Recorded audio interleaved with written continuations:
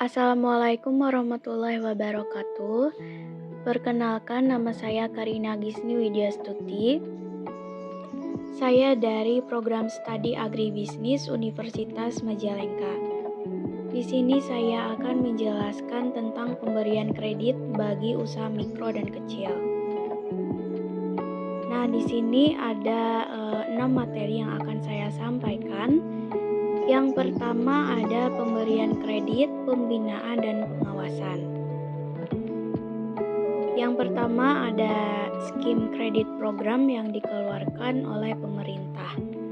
Nah, keberhasilan usaha mikro kecil dan menengah atau UMKM di Indonesia tidak terlepas dari dukungan dan peran pemerintah dalam mendorong penyaluran kredit kepada UMKM. Berbagai skim kredit atau pembiayaan UMKM diluncurkan oleh pemerintah dikaitkan dengan tugas dan program pembangunan ekonomi pada sektor-sektor usaha tertentu. Misalnya ketahanan pangan, peternakan, dan perkebunan. Peran pemerintah dalam skim-skim kredit UMKM ini adalah pada sisi penyediaan dana APBN untuk subsidi bunga skim kredit yang dimaksud. Sementara dana kredit atau pembiayaan seluruhnya atau 100% berasal dari bank-bank yang ditunjuk pemerintah sebagai bank pelaksana. Selain itu, pemerintah berperan dalam penyiapan UMKM agar dapat dibiayai dengan skim yang dimaksud. Penetapan dalam penyiapan UMKM agar dapat dibiayai dengan skim yang dimaksud, menetapkan kebijakan yang diproses usaha yang akan menerima kredit, melakukan pembinaan dan pendampingan selama masa kredit, dan memfasilitasi hubungan antara UMKM dan pihak lain. Kemudian yang kedua ada penyaluran kredit perbankan di luar program pemerintah. Kredit usaha kecil merupakan fasilitas pembiayaan untuk modal kerja atau investasi yang diberikan bank kepada nasabah usaha kecil dengan jumlah plafon di atas 50 juta rupiah sampai dengan maksimum sebesar 500 juta rupiah. Nah, untuk membiayai kegiatan usaha yang produktif. Target pemasaran untuk calon debitur adalah pengusaha, pedagang, atau wira swasta. Dan tempat usaha yang dibiayai bagi para pelaku UMKM di pasar-pasar sekunder atau kecil sekitar berada di dalam radius kurang dari 10 km dari unit bisnis mikrobank untuk debitur per orang yang berada di komunitas atau berada di radius lebih dari 10 km dari unit bisnis mikrobank. Untuk target market antara lain small retailer, retail, home industry, pengusaha jasa, dan lain-lain sepanjang masih terjangkau oleh kendaraan dan tidak terdapat unit bisnis mikrobank. Nah, yang ketiga ada pembinaan serta pengawasan kredit kepada usaha mikro dan kecil. Pemantauan kredit dilakukan sejak fasilitas kredit dicairkan sampai lunas. Monitoring ini penting dilakukan diantaranya untuk mengevaluasi hasil prestasi debitur, pemantauan barang jaminan, mendorong para petugas kredit mikro utama agar melakukan preventif yang dilakukan pada tahap dini dalam rangka mengurangi kemungkinan memburuknya kredit dan memperbaiki kualitas kredit. Pemantauan kredit mikro utama dilaksanakan oleh koordinator tim dibantu oleh petugas collecting sehingga resiko kredit dapat diminimalisasi. Pemantauan debitur dapat diperoleh melalui berbagai informasi antara lain dari RC pinjaman dan tabungan, laporan kunjungan petugas, perjanjian kredit, dan lain-lain. Nah, yang kedua ada fungsi lembaga penjaminan kredit dalam pemberian kredit bagi usaha mikro dan kecil. Yang pertama ada lembaga penjaminan kredit sebagai sarana dalam mengakses kredit perbankan. Dalam praktiknya, bank dalam menyalurkan kreditnya selalu disertai dengan kewajiban untuk menyerahkan jaminan pinjaman kredit. Hal ini untuk menghindari kerugian pada perbankan akibat kredit macet yang memungkinkan terjadi di kemudian hari. Mengingat dana kredit dari bank tidak seluruhnya dapat dikembalikan dengan baik oleh para debitur sesuai dengan waktu yang telah diperjanjikan. Hal ini dapat mengakibatkan kredit bermasalah atau kredit macet. Masalah kredit bermasalah dan kredit macet merupakan resiko kredit yang dihadapi pada setiap bank. Kemudian yang kedua ada profil lembaga penjaminan kredit. Yang pertama ada Perum Jamkrindo. Perum Jaminan Kredit Indonesia merupakan kelanjutan dari Perum Sarana Pengembangan Usaha yang didirikan dengan PP nomor 95 tahun 2000 untuk menggantikan dan melanjutkan tugas dan wewenang Perum Pengembangan Keuangan Koperasi. Sebagaimana telah didirikan oleh pemerintah berdasarkan PP nomor 51 tahun 1981 dan selanjutnya melalui PP nomor 27 tahun 1985. Kemudian usaha utama yang dijalankan Perum Sarana adalah memberikan penjaminan kredit guna membantu usaha mikro, kecil, menengah, dan koperasi dalam mengakses sumber pembiayaan baik dari perbankan maupun non-perbankan. Kemudian ada PT Askrindo. PT ini dibentuk melalui Peraturan Pemerintah Nomor 1 Tahun 1971 tanggal 11 Januari 1971. PT Askrindo resmi beroperasi sejak 6 April tahun 1971 sesuai dengan Akte Pendirian Perusahaan. Akte pendirian perusahaan tersebut telah beberapa kali mengalami perubahan dan penyesuaian, di antaranya melalui Akte Notaris Imas Fatima SH nomor 18 tanggal 26/1998. Akte-akte perubahan tersebut telah mendapatkan pengesahan dari Menteri Kehakiman RI dengan surat keputusan nomor C27504 HT0104TH98 tertanggal 25 Juni 1998. Kemudian akte tersebut mengalami perubahan kembali berdasarkan Akte nomor 29 tanggal 30 November 2005 mengenai peningkatan modal di sektor. Kemudian yang ketiga ada mekanisme penjaminan pada Perum Jaminan Kredit Indonesia. Kriteria nasabah calon debitur yang dapat memperoleh fasilitas penjaminan kredit adalah perorangan dan usaha yang masuk dalam kategori usaha mikro, kecil, menengah, atau koperasi, memiliki legalitas usaha, tidak mempunyai kewajiban tertunggak, memiliki usaha yang layak untuk mendapatkan pendanaan krediti pembiayaan, memiliki pengalaman bisnis yang baik. Bagi UMKM yang telah menjalankan usahanya, antara lain usaha menunjukkan kinerja yang baik atau menghasilkan laba, dan memiliki pengalaman usaha sejenis sebelumnya. Kemudian materi yang ketiga ada permasalahan dalam penyaluran kredit bagi usaha mikro dan kecil. Yang pertama adalah permasalahan yang dihadapi oleh usaha mikro dan kecil dalam mendapatkan kredit dari perbankan. Permasalahan yang dihadapinya dari usaha perbankan saat ini, usaha mikro dan kecil tengah menghadapi permasalahan. Di satu sisi, usaha mikro dan kecil terlihat sangat strategis karena mempunyai pilar pendukung utama dan terdepan dalam pembangunan ekonomi. Usaha mikro dan kecil merupakan lapangan usaha yang paling banyak dan paling mudah diakses oleh masyarakat bawah di Indonesia. Usaha mikro dan kecil merupakan usaha yang paling besar dan paling cepat dalam memberikan peluang lapangan pekerjaan dan memberikan sumber penghasilan bagi kebanyakan masyarakat kita.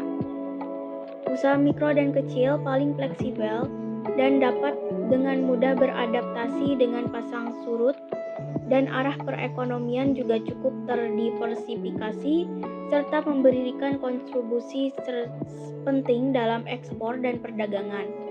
Peran usaha mikro dan kecil di Indonesia sangat besar. Namun di sisi lain banyak menemukan persoalan di tubuh usaha mikro kecil ini. Yang kedua, ada permasalahan perbankan dalam menyalurkan kredit kepada usaha mikro dan kecil.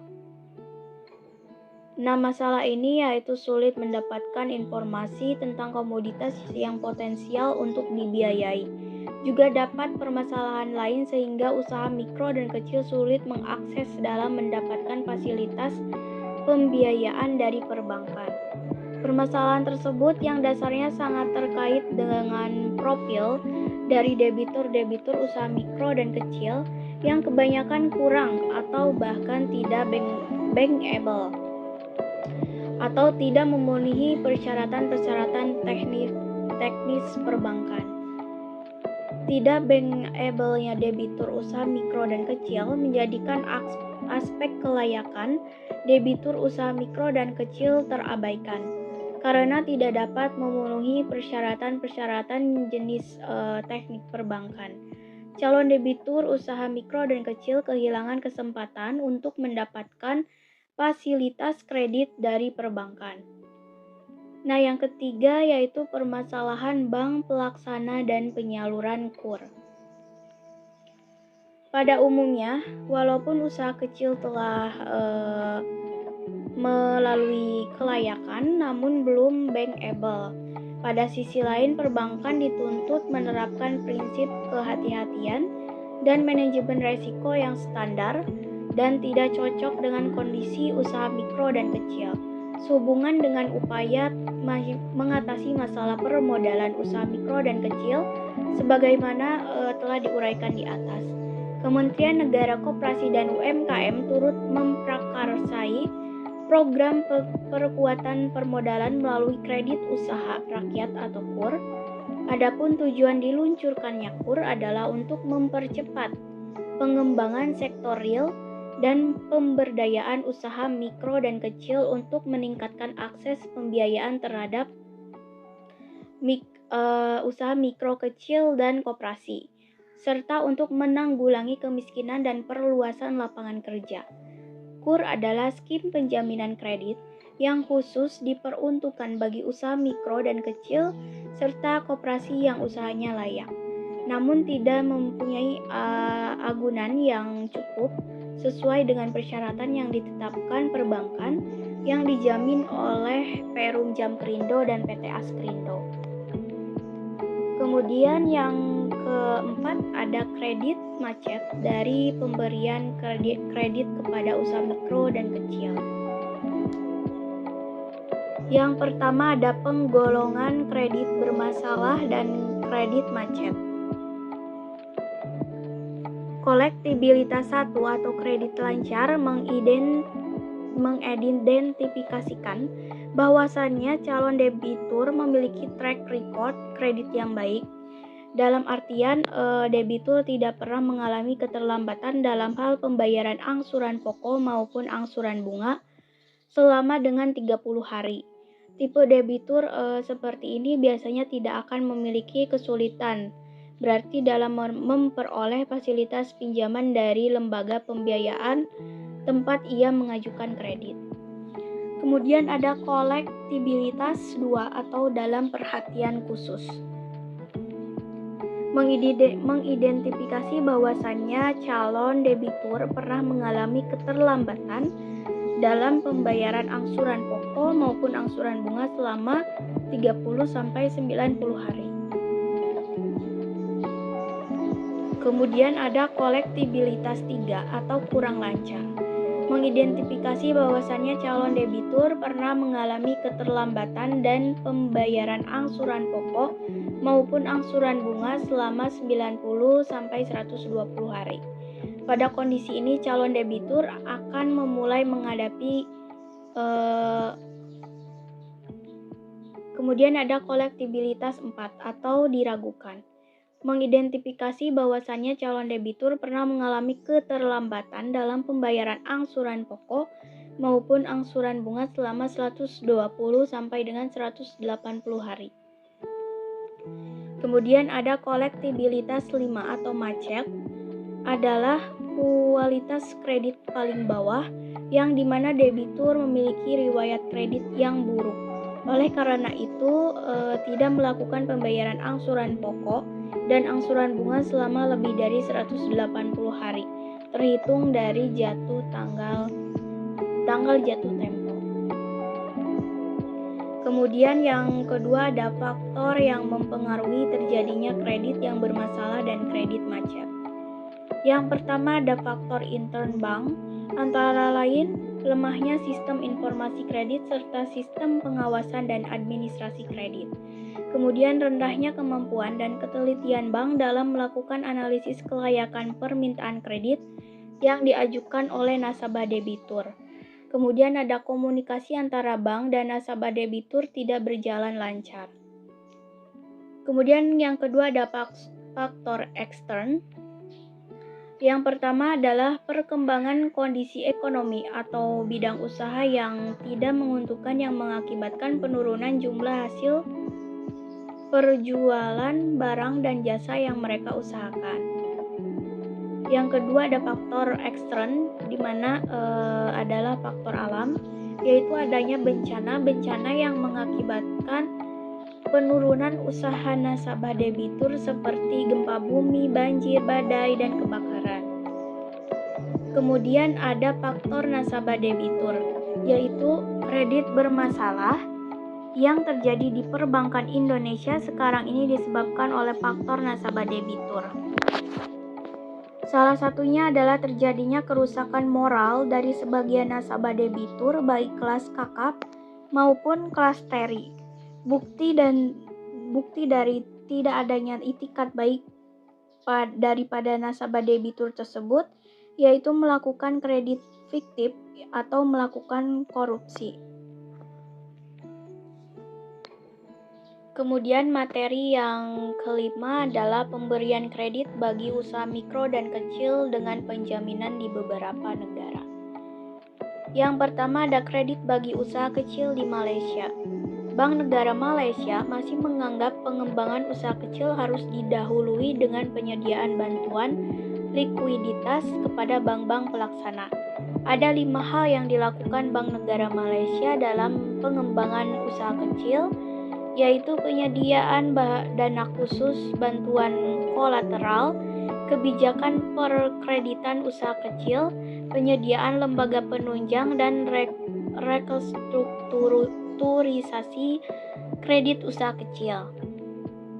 Follow up tiap-tiap program ini adalah BNM menyediakan 5 jenis dana khusus untuk usaha kecil, di mana setelah berjalan sekitar 6 bulan, jumlah kredit yang telah disetujui mencapai 6,576 juta ringgit Malaysia dengan outstanding sebesar 3,884 juta ringgit Malaysia dengan jumlah nasabah sebanyak 16.574 orang.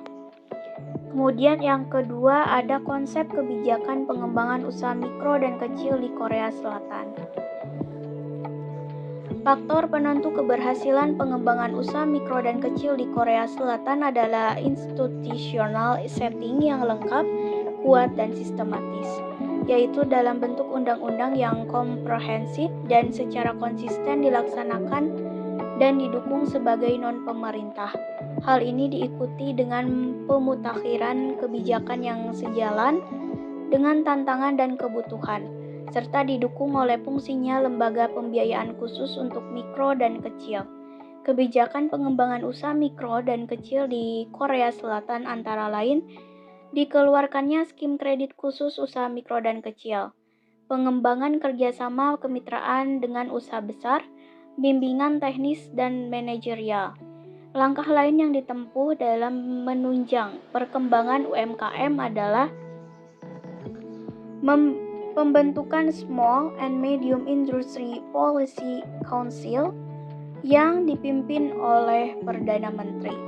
Dewan ini pula yang menentukan kebijakan jumlah anggaran untuk bantuan organisasi ekonomi untuk meningkatkan pembinaan UMKM. Kemudian materi yang terakhir adalah ada kasus kredit macet pada usaha mikro dan kecil dengan penjaminan kredit. Resiko yang dihadapi oleh setiap bank adalah masalah kredit. Kredit bermasalah dan kredit macet karena dari setiap pemberian kredit tidak seluruhnya dapat dikembalikan lagi dengan baik oleh para nasabah sesuai dengan waktu yang telah diperjanjikan. Umumnya permasalahan yang timbul berupa keterlambatan pembiayaan dan kredit. Nasabah mengalami kesulitan di dalam menyelesaikan kewajibannya, baik dalam bentuk pembayaran kembali pokoknya atau pembayaran bunga. Nasabah tidak mampu lagi membayar lunas kredit bank tepat pada waktunya. Kasus kredit macet pada usaha kecil antara lain pada kasus KUR macet. Permasalahan yang timbul dalam pelaksanaan KUR di salah satu bank pelaksana adalah adanya kredit macet dalam pembayaran pinjaman dan pelaksanaan KUR. Kredit macet oleh salah satu nasabah bank di mana nasabah ini mulai mengikuti KUR pada Desember 2010. Nasabah ini mengambil pinjaman senilai 20 juta rupiah di mana tidak diperlukan jaminan untuk mendapatkan pinjaman tersebut sesuai dengan ketentuan yang tercantum dalam pedoman KUR di bank tersebut, membuka usaha kios beras. Nah, pada pembayaran kelima, nasabah tersebut tidak dapat mengembalikan pinjaman kredit hingga pembayaran selanjutnya. Pihak bank sudah memberikan surat peringatan pertama sehingga ketiga. Namun nasabah tersebut tetap tidak dapat mengembalikan pinjaman. Nasabah tersebut mengaku kepada pihak bank bahwa usahanya sedang mengalami permasalahan yang disebabkan keadaan pasar terhadap nilai jual beras. Nah, sekian presentasi saya mengenai materi pemberian kredit bagi usaha mikro dan kecil. Mohon maaf bila ada kesalahan. Wassalamualaikum warahmatullahi wabarakatuh.